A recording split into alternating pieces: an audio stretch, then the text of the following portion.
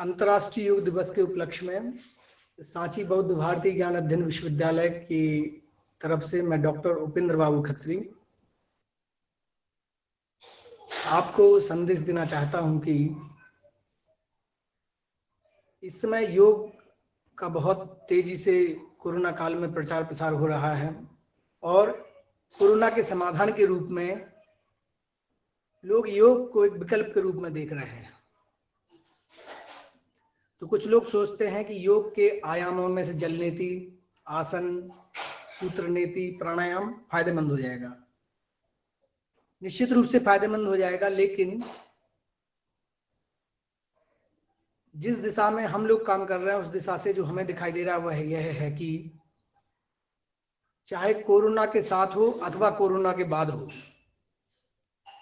योग जीवन शैली के रूप में ऋषियों द्वारा प्रदत्त विज्ञान है जो टुकड़े टुकड़े में किसी को नहीं देखना चाहता, किसी समस्या के समाधान को देखना नहीं चाहता।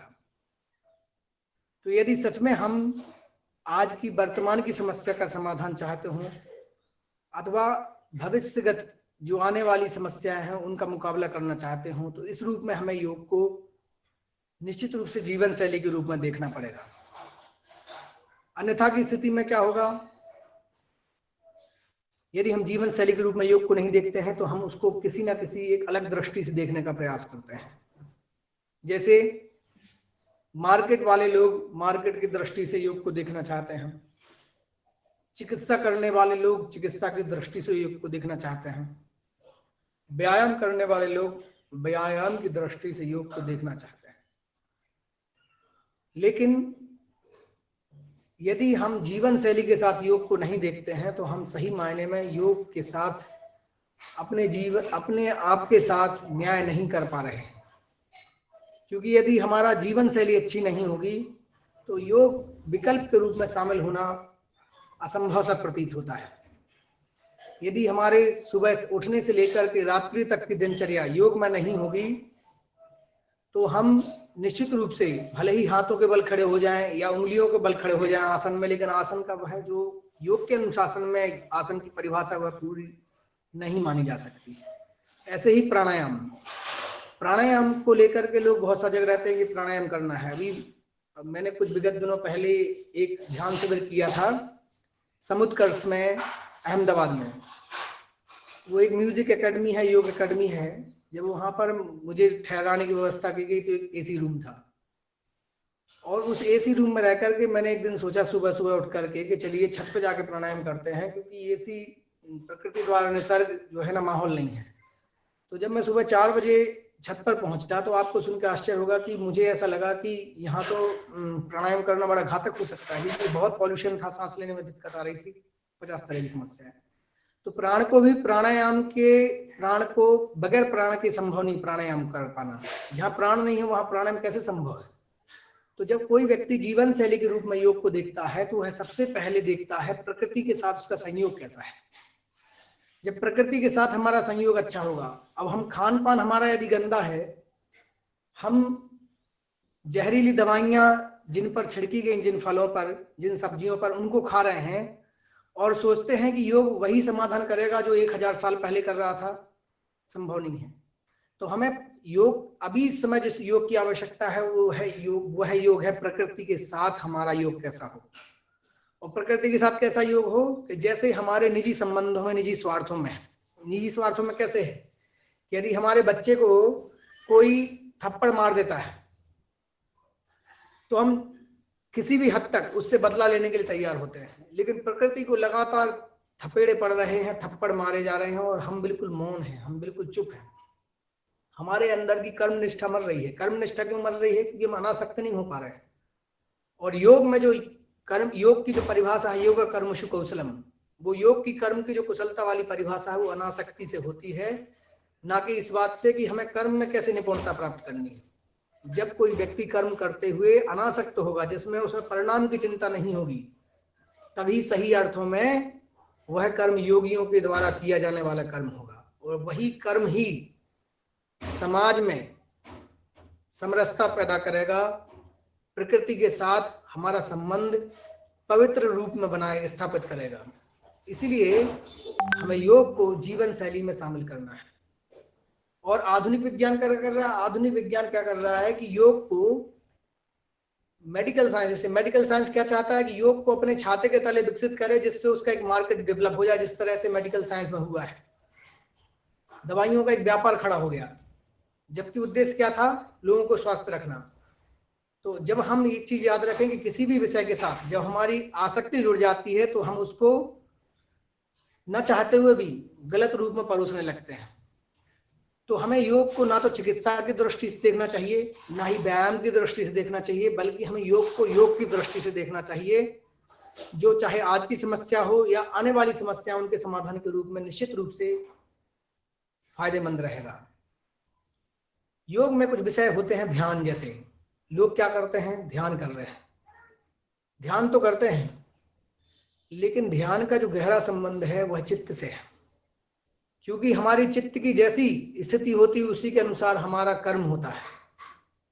कर्म हमारी आंखें नहीं करती, आंखें देख रही हैं, लेकिन आंखें बहुत ज्यादा कुछ नहीं कर सकती हैं। यदि हमारे चित्त पर कोई आवेग है तो उसके नजरिए से हम संसार में चीजों को देखते हैं। जैसे कोरोना काल है, हम लोग टीवी बहुत देख रहे हैं, टीवी से भय व्याप्त हो रहा है, तो हमारा जीवन कैसा निर्मित हो रहा है? भय का जीवन निर्मित हो रहा है। तो अगले 10 वर्षों तक इस भय के कारण से हम अनचाहे ही मनोगत समस्याएं समाज को बांट देंगे।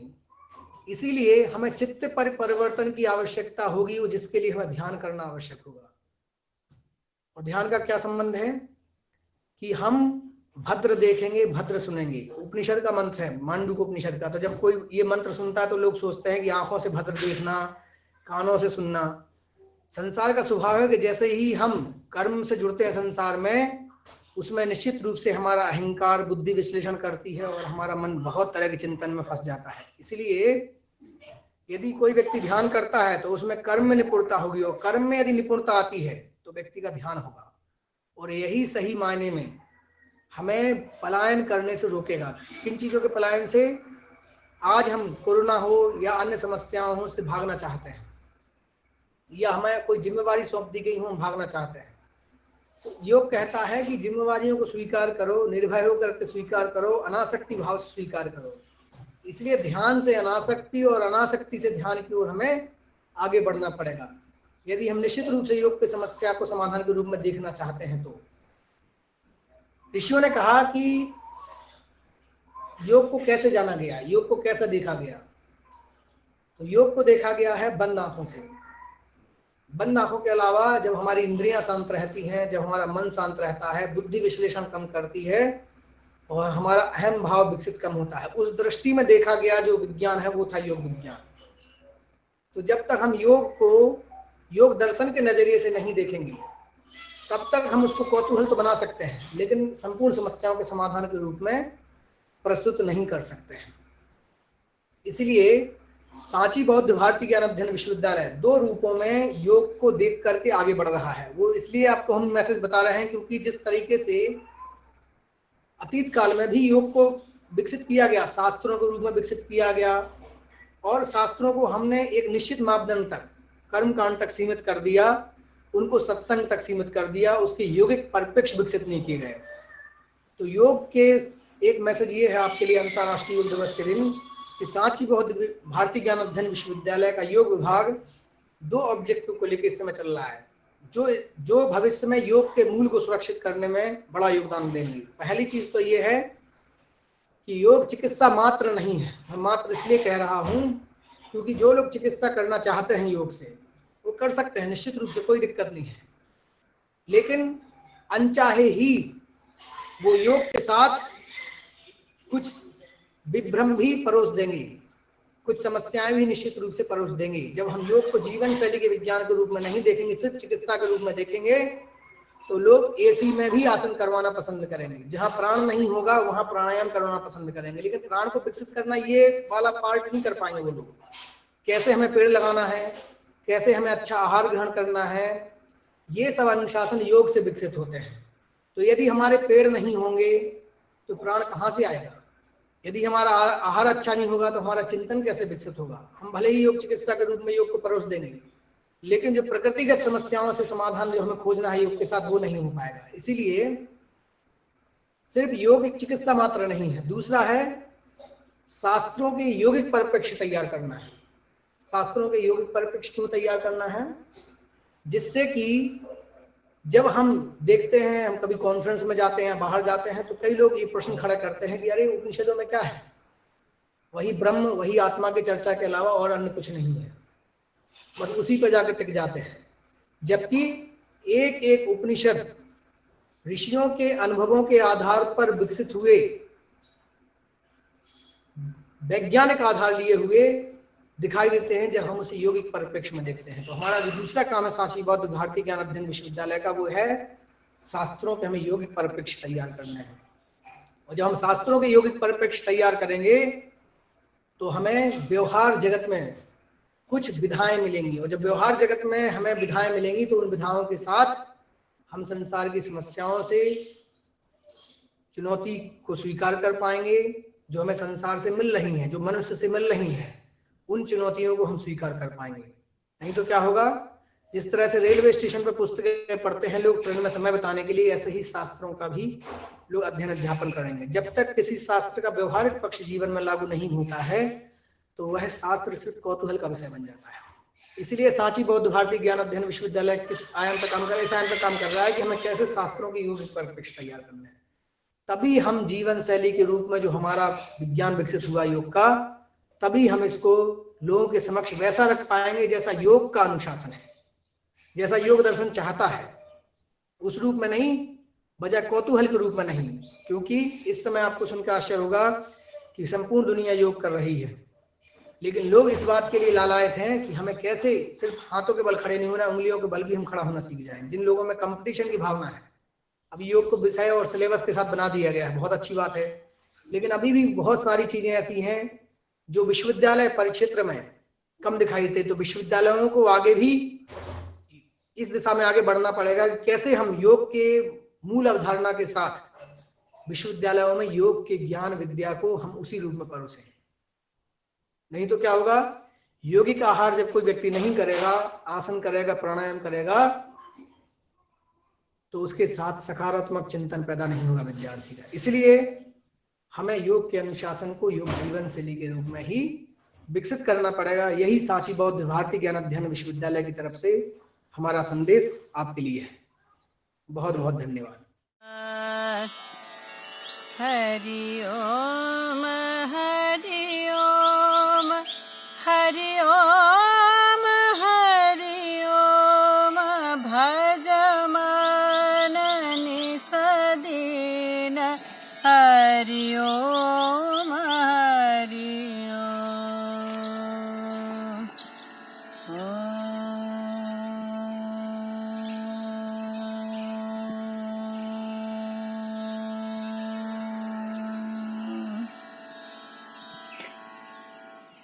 इंटरनेशनल योगा डे पर आप सबको बहुत बहुत शुभकामनाएं। संगीत और योगा, संगीत और योग, इसका बहुत बहुत गहरा संबंध है। जब हमारी संगीत शिक्षा शुरू होती है तो सबसे पहली बात जिस पे हमारा ध्यान जाता है वो है श्वास। सांस पे काम किया जाता है, एक एक स्वर को पूरे पूरे सांस में गाया जाता है, और दिन प्रतिदिन जो सांस की अवधि है उसको बढ़ाने की कोशिश की जाती है, और सांस का टिकाव उसके किया जाता है, और एक ही सुर पे ध्यान धरा जाता है ताकि वो स्वर जागृत हो। ध्यान और स्वर जब एक होते हैं तभी सच्चा स्वर भी लगता है, और इसकी साधना गुरुजन वर्षों वर्षों करवाते हैं। वैदिक युग में हम देखते हैं, पढ़ते हैं, ऋषि मुनि जंगलों में रहते थे और अपने शिष्यों को वहीं पर अभ्यास करवाते थे। तो प्रकृति का बहुत सुंदर एक प्रभाव पड़ता है हमेशा संगीत के ऊपर। अलग अलग पिच जो होती है पक्षियों की, उसको सुन के वो उसको साधने की कोशिश करते थे, उनकी नकल करने की कोशिश करते थे, उससे प्रेरणा लेते थे कई तरह से। तो इस तरह से जैसे कोयल कितने सुंदर एक स्वर में, उसकी पिच कितनी निर्धारित है, कितने सुंदर स्वर में बोलती है। तो सब चीज़ों का प्रभाव पड़ता है और ध्यान पे पूरा ध्यान केंद्रित किया जाता है, तब संगीत यात्रा आगे बढ़ती है। वर्तमान, now, is very very important in music and योग। जब हम कोई स्वर को लगा रहे होते हैं तो ना हम पिछली बात सोचते हैं ना ही अगली बात सोचते हैं। उसी समय उस स्वर पे पूरा ध्यान केंद्रित होता है, तभी वो स्वर सच्चे रूप में लगता है। प्राणायाम, प्राण का आना जाना जो अभ्यास रोज करते हैं, उससे ये शरीर का जो इंस्ट्रूमेंट है वो पूरा जैसे उसको एक औषधि मिल जाती है और वो तंदुरुस्त और स्वस्थ दिन प्रतिदिन होता चला जाता है। एक एक स्वर पे जब हम एक एक सांस का अभ्यास करते हैं वो भी अपने आप में एक प्राणायाम ही है।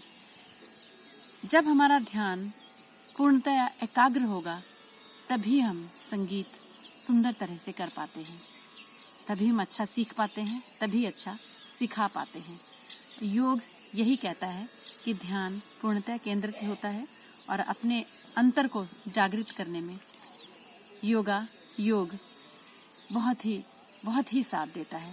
तो संगीत और योग, ध्यान, योग, योगा, संगीत, ये सब आपस में एक हैं। और आज इस इंटरनेशनल डे पर मैं आप सबको सुंदर स्वास्थ्य और सुंदर ध्यान, इसकी शुभकामना देती हूँ। धन्यवाद, नमस्कार।